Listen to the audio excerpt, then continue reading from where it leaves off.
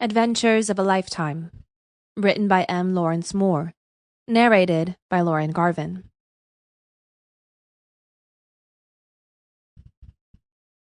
A Certain Man. There was a certain man who had a certain wife, a very certain wife. He sat in the shade of a fig tree, the first tree they had planted at the house they had bought as newlyweds long ago. He thought about her.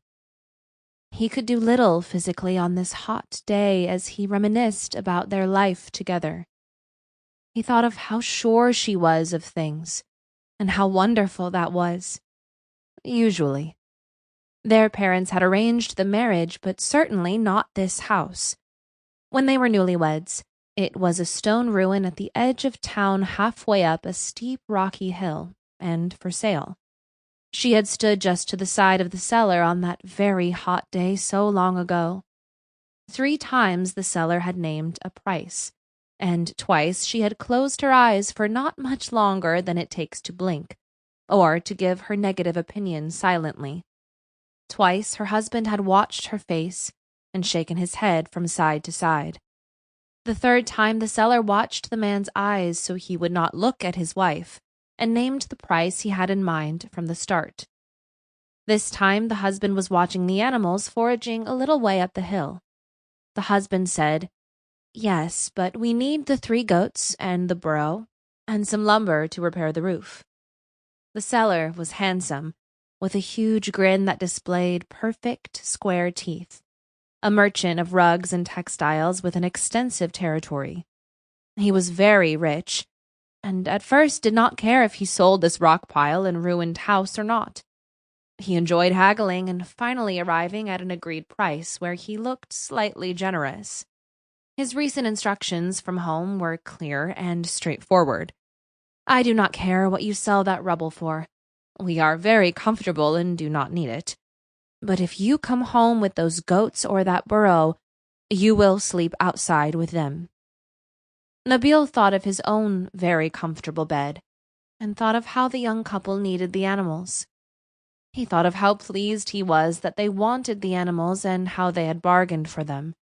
In silent gratitude for the peace he would have at his own house, he determined to have his son, an architect, make the roof repairs extend at the back to create a shaded courtyard with room for the planting of fruit trees. The design would take advantage of any evening breeze after a day's work.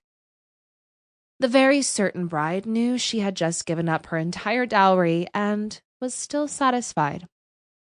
From the small line of dark green plants along a seam in the rock beside the neglected house where the animals were grazing, she knew that the hill contained a tiny spring that would water her future plants and trees. To make sure the seller was satisfied as well, she spoke very quietly to her husband. "Please tell our new friend that he and his family will be honored guests in our home when it is ready." Normally, after any transaction of consequence in or around the town, the terms of the sale were painfully and cleverly extracted from buyer and seller, and then reworked and repeated with malice by a few of the residents, until the parties bitterly regretted the arrangements and resented the opposing party. In this case, the seller occasionally appeared in the town store with goat cheese and shared it with those who admitted how really good it was. In the first cold weather after the sale, Nabil wore a mohair sweater spun and knitted by the buyer's wife, Rebecca. By then, the townspeople were beginning to think he had done well. Gabriel, the buyer, consulted with him about which fig trees were best, and they agreed on 2 American varieties: Black Mission from California's Franciscan Mission Farms, and Brown Turkey. In America, at least, the second variety originated from beside a slave's cabin in the deep South. Grapevines and olive trees followed after consultation with Nabil, as the terracing of the hill behind the house slowly progressed. The fruits of their gardens were made available at reasonable prices at the small town's market, partly to be neighborly, and partly to show the young couple had gotten a fair deal from their friend Nabil. Gabriel worked as a harvester of pistachios for the local growers. After the first year, he agreed to be paid for some of the work with a percentage of the crop, and Sample complete. Ready to continue?